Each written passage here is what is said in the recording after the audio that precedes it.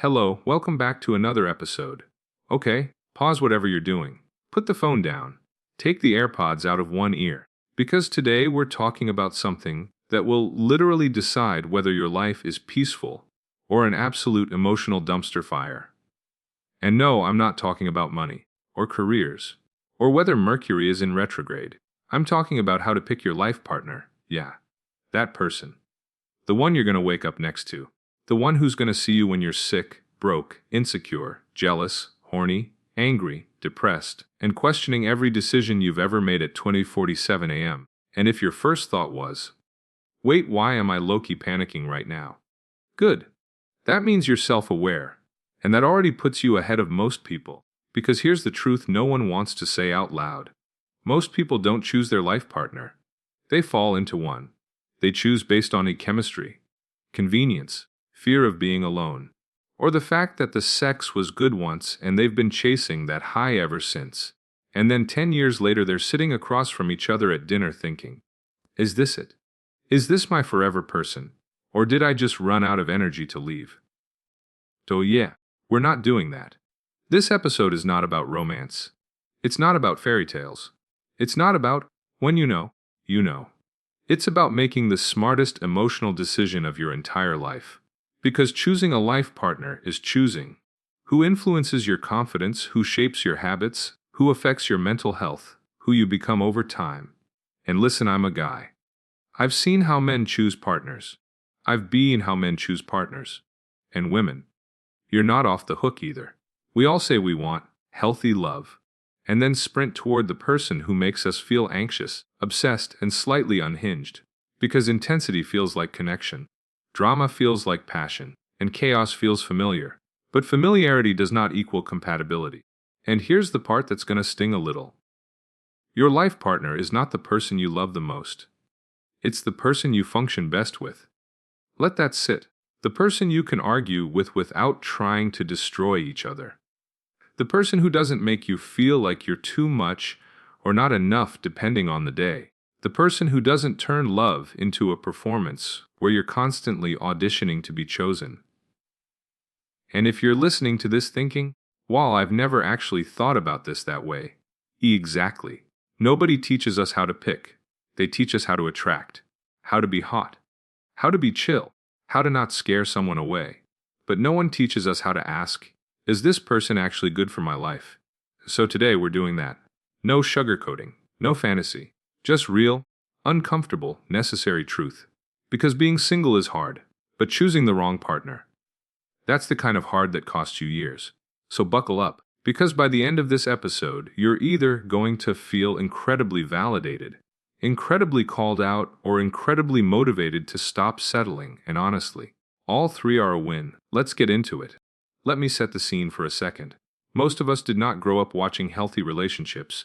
We grew up watching tension, silence, passive aggression, people staying together because it was easier than starting over, or the opposite, chaos, doors slamming, breakups and makeups, love that felt intense but never safe.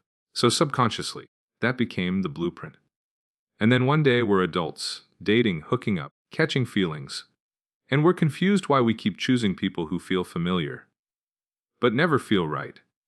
Because here's the uncomfortable truth. We don't choose partners based on logic. We choose them based on conditioning.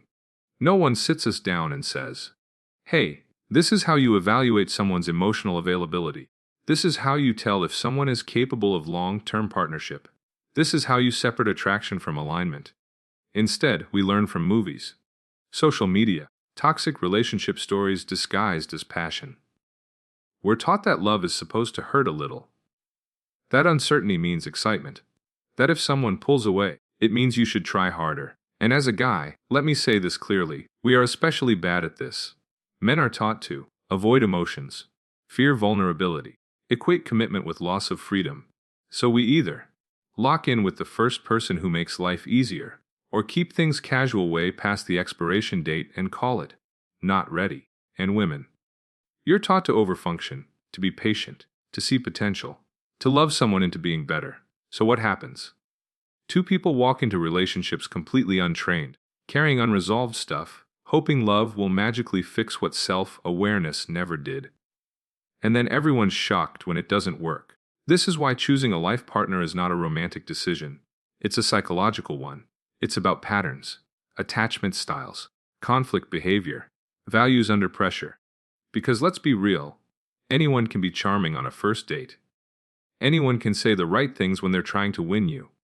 But a life partner is revealed in disappointment, boredom, stress, routine, conflict, and most people never slow down long enough to evaluate that. They ask, do I like them? Am I attracted to them? Do they want me? But they don't ask, do I feel emotionally regulated around them? Do they take responsibility for their behavior? Can we grow together? Or will one of us have to shrink? And here's where it gets even more uncomfortable. A lot of people don't actually want a partner. They want relief. Relief from loneliness. Relief from boredom.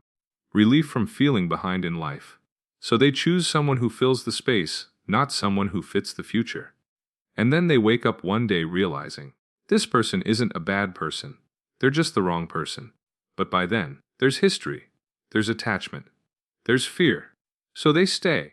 This episode exists because no one warns you that love doesn't ruin lives. Avoidance does. Avoiding hard conversations. Avoiding being honest about needs. Avoiding the reality that chemistry alone is not enough. And if you're listening right now thinking, "Wow, this is hitting a little too close to home." Good. That means you're exactly where you're supposed to be, because choosing a life partner is less about finding the one and more about becoming someone who chooses consciously, not from fear, not from fantasy, not from pressure, but from clarity. So before we talk about who to choose, we need to talk about how people actually choose wrong, and why you've probably done it too. Let's go there. Let's start with the most dangerous lie we tell ourselves when dating. I've never felt this chemistry with anyone before. That sentence has ruined more lives than cheating ever has. Because chemistry is loud. It's intoxicating. It's that pull you feel in your chest when someone looks at you just a little too long. It's the way time disappears when you're together and somehow slows to a crawl when you're waiting for them to text back. Chemistry makes everything feel urgent, important, fated, and compatibility. Compatibility is quiet. Compatibility doesn't give you butterflies. It gives you nervous system regulation. And that's not sexy until you've lived without it. Here's what no one tells you. Chemistry often has nothing to do with love. Chemistry is usually your trauma recognizing something familiar. Yeah, I said it. That instant spark you feel. Half the time, it's not attraction, it's recognition. Your body's saying, oh, this feels like the chaos I grew up around. This feels like the inconsistency I learned to chase. This feels like the emotional unpredictability I associate with connection. And if you've ever found yourself obsessing over someone who gives you just enough to stay hooked, but never enough to feel secure, that's not romance, that's conditioning. Let me break this down in real terms. Chemistry sounds like, I can't stop thinking about them. I don't know why, but I just want them. It feels intense. Compatibility sounds like, I feel calm around them. I don't overthink every interaction. I feel like myself. And here's the problem, we don't trust calm. Calm feels boring when you're used to emotional roller coasters. Calm feels suspicious when love has always meant uncertainty. Calm feels wrong when your nervous system is addicted to adrenaline. So what do? We choose the person who activates us. The one who keeps us guessing. The one who makes us work for attention. Because effort feels like meaning. But effort is not the same as alignment. Let me say this very clearly. If someone makes you feel anxious, confused, or constantly on edge, your body is not telling you, this is special. Your body is telling you, this is familiar. And familiar does not mean safe. Familiar does not mean healthy. Familiar does not mean forever.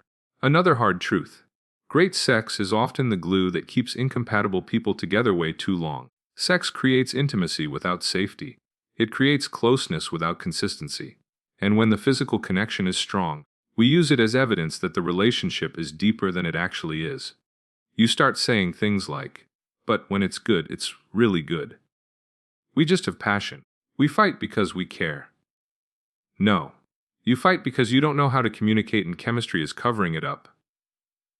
Compatibility is revealed when there's nothing exciting happening, when you're grocery shopping, when you're stressed, when you're tired, when no one's performing. Do you feel supported? Do you feel respected? Do you feel emotionally safe? Because a life partner is not someone who makes your heart race. It's someone who makes your life work. And listen, I've been that guy. The guy who confused being wanted with being chosen. The guy who thought intensity meant importance. The guy who stayed in situationships because the highs felt incredible even though the lows were destroying my peace. And I've dated people who felt too calm, until I realized calm was exactly what I'd been avoiding. Here's the test I want you to remember. Chemistry asks, how do I feel when I'm with them? Compatibility asks, how do I feel about myself when I'm with them? If you like yourself more when you're alone than when you're with someone, that's your answer. Your life partner should not feel like a gamble. They should not feel like a mystery you're trying to solve. They should not feel like something you have to earn. The right connection doesn't consume you. It supports you. And if you're sitting there right now thinking, wow, I've definitely chosen chemistry over compatibility before, welcome to the club. The goal isn't to kill the spark. The goal is to stop letting the spark blind you, because chemistry fades, compatibility compounds, and only one of those can actually sustain a life. Let's kill one of the most toxic romantic ideas we were ever sold. You complete me sounds beautiful. Sounds poetic. Sounds like something someone whispers right before ignoring every red flag for the next 3 years. Here's the reality. If someone completes you, it means you were incomplete when you met them. And that is not romantic. That is dangerous. Because when you walk into a relationship missing pieces, you don't choose a partner. You choose a solution. You're not asking, is this person right for me? You're asking, can this person save me from myself? And that never ends well. Most people don't want a partner. They want a distraction. From loneliness. From boredom. From their own thoughts. From the uncomfortable feeling that their life doesn't look the way they thought it would by now. So they outsource their happiness. They say things like, I just feel better when I'm with them. They motivate me. They give my life meaning. And listen, that might feel good at first. But over time, it creates pressure no human being can survive. Because now this person isn't just your partner. They're your emotional regulator, confidence boost, sense of purpose, identity, and when one person carries that much weight, they either collapse or they pull away. That's when the anxiety starts. You start needing more reassurance, more time, more proof that they still choose you. Not because you're needy, but because you built your stability on them instead of yourself. Let me talk to the men for a second. A lot of guys look for a partner who makes life easier. Someone who organizes their chaos. Someone who emotionally overfunctions so they don't have to. That's not love. That's dependency with good PR. And women. This part is gonna sting a little. A lot of you fall in love with potential because being needed makes you feel valuable. You become the emotional manager, the healer, the fixer. And it feels empowering until it's exhausting. Because you don't want to be needed. You want to be chosen. Here's the difference. Being needed means they fall apart without you. Being chosen means they stand strong and still say, I want you. A healthy partner doesn't fill a void. They walk beside a whole person. That means before choosing someone else, you have to ask yourself some brutal questions. Do I like my life without a relationship? Do I know how to self-soothe? Do I have purpose that doesn't disappear when someone leaves? Because if the answer is no, love won't fix that. It will distract you from it, until it doesn't. And then the relationship becomes the battlefield, for everything you avoided healing. Another hard truth. If you don't have a relationship with yourself, you will ask your partner to give you one. You'll look to them to tell you who you are. How valuable you are. Whether you're enough. And that's how love turns into control. That's how attachment turns into fear. A life partner is not there to save you, there to support the life you've already built. They don't complete you. They complement you. They add to your peace. They don't become the source of it. And yes, this means being alone for a while. This means sitting with discomfort. This means choosing yourself even when it feels quiet and unfamiliar. But here's the payoff. When two whole people come together, love stops feeling desperate. You don't cling. You don't chase. You don't lose yourself. You choose each other, not because you're afraid to be alone, but because life is better together. And that's the kind of partnership that lasts. Not because it's intense, not because it's dramatic, but because it's grounded. So if you're listening to this and thinking, damn, I've definitely been looking for someone to complete me, that's okay. Awareness is the first upgrade. Just remember this. You don't need someone to finish your story. You need someone who respects the story you're already writing. Let's talk about words. Because words are cheap. Words are sexy. Words are easy. Anyone can say the right thing when they're trying to impress you.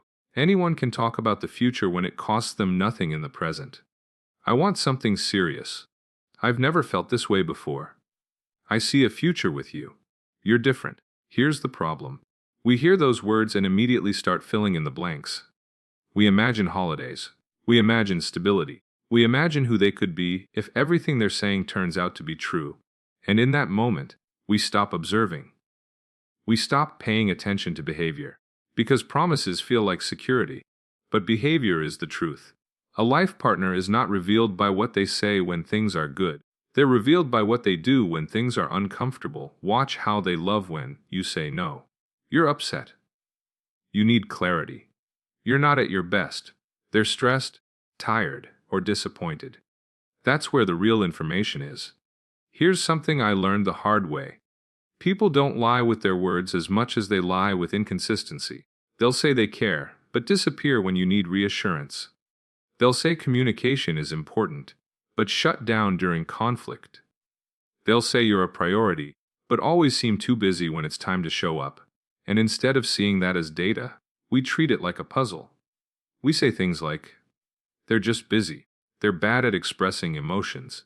They've been hurt before. Listen carefully. Understanding someone's wounds does not mean you have to volunteer to bleed. A life partner takes responsibility for how they show up. They don't use their past as an excuse to underperform in the present. Another thing we do. We confuse intensity with effort, grand gestures, big apologies, emotional speeches after they mess up. That's not consistency. That's damage control. Consistency looks boring on Instagram, but it feels safe in real life. It's texting when they say they will. It's following through. It's being predictable in the best possible way.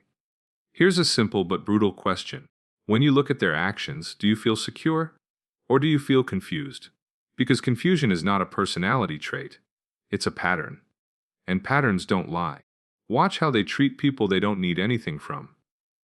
Watch how they talk about their exes. Watch how they handle disappointment. Watch how they react when they don't get their way.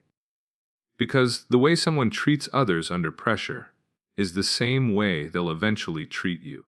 Let me say something that might piss people off. If someone truly wants to be with you, you will not be confused about where you stand. You might not know the entire future, but you will know if you're valued. A partner who loves you doesn't make you feel like you're asking for too much, when you're really just asking for clarity and respect. And yes, I've been the guy who said the right things, who meant them in the moment, who believed them until consistency required effort. Intentions don't build relationships, behavior does. That's the difference between someone who wants you and someone who just likes how you make them feel. Your life partner shows love in ways that are inconvenient. They show up even when it's not exciting. They don't disappear when emotions get real. And here's the line you need to tattoo on your brain. Don't fall in love with someone's potential. Fall in love with their patterns. Because patterns are who they are. So if you're listening to this thinking, I've definitely ignored actions because I love the words. You're not weak. You're human. Just don't do it forever. Because the right person won't need to convince you they care. You'll feel it consistently, calmly, and without chaos. And that's what real love looks like. Let's be honest about something people love to avoid. If you're in a long-term relationship, you are going to fight. A lot. Not because you're toxic. Not because you chose the wrong person. But because two adults with different histories, triggers, expectations, and communication styles are trying to build a life together. The question is not if you fight. The question is how. Because the way someone handles conflict will matter more than how much they love you. Anyone can be sweet when things are easy. Anyone can be affectionate when there's nothing at stake, but a life partner is revealed when They're frustrated. They feel misunderstood. They don't get their way. Their ego feels threatened. That's when you see the truth. Let's talk about the wrong way first. Fighting badly looks like shutting down, stonewalling, sarcasm, passive aggression, bringing up old mistakes, turning every argument into a character assassination. It looks like trying to win instead of trying to understand. It looks like making you feel small so they can feel powerful. And if you grew up around that, it might feel normal. But normal does not mean healthy. A partner who fights badly makes conflict unsafe. You start walking on eggshells. You start minimizing your feelings. You start saying it's fine when it's not. And slowly, you lose your voice. A partner who fights well does the opposite. They don't panic when things get hard.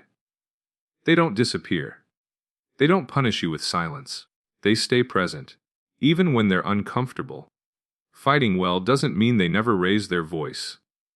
It doesn't mean they never mess up. It means they take responsibility after. They say things like, "I didn't handle that well. I hear what you're saying. I'm sorry, let's fix this." Those sentences are relationship gold. Here's something important. You don't need someone who agrees with you. You need someone who respects you while disagreeing. Watch how they respond when you set a boundary. Watch how they react when you say, "That hurt me." Do they get defensive? Do they flip it back on you? Or do they get curious? Curiosity is a green flag. Another huge indicator. Do they repair after conflict? Every healthy relationship has rupture. What matters is repair. Do they check in later? Do they try to understand your perspective? Or do they act like nothing happened and expect you to move on? Because unresolved conflict doesn't disappear. It turns into resentment, and resentment kills intimacy. Let me say this clearly: if someone makes you feel unsafe during arguments, they are not your life partner. And unsafe doesn't always mean yelling. It can mean emotional withdrawal, manipulation, dismissiveness. Safety in conflict means you can be honest without fear of punishment. A life partner is someone you can fight with and still feel like you're on the same team. It's you versus the problem, not you versus them. And yes, this requires emotional maturity. It requires someone who can regulate themselves, someone who can tolerate discomfort, someone who values the relationship more than their ego. Here's a test you can use. After a disagreement, do you feel closer or more distant? Do you feel heard or erased? Because conflict handled well builds trust. Conflict handled poorly destroys it. And listen, I've been on both sides of this. I've been the guy who avoided hard conversations. I've been the guy who got defensive instead of reflective. And I've also experienced what it's like to fight with someone who makes conflict feel safe. Once you experience that, you can never go back. Because peace is addictive. So don't choose the person who never argues. Choose the person who argues with respect. Choose the person who can say, "I love you, and we need to talk." That's your partner. Let's talk about the most seductive trap in dating: potential. Potential is dangerous because it looks like hope. It feels optimistic. It makes you feel patient, loyal, and understanding. But potential is not a person. It's a story you're telling yourself. And a lot of people are in love with who someone could be, while actively ignoring who they actually are. We've all done it. You meet someone and you think they're not there yet, but they've been through a lot, they just need time, they're almost ready. So you stay. You wait, you adjust, you lower expectations and call it compromise. But here's the hard truth. A life partner is not a before and after project. You are not supposed to love someone into being ready.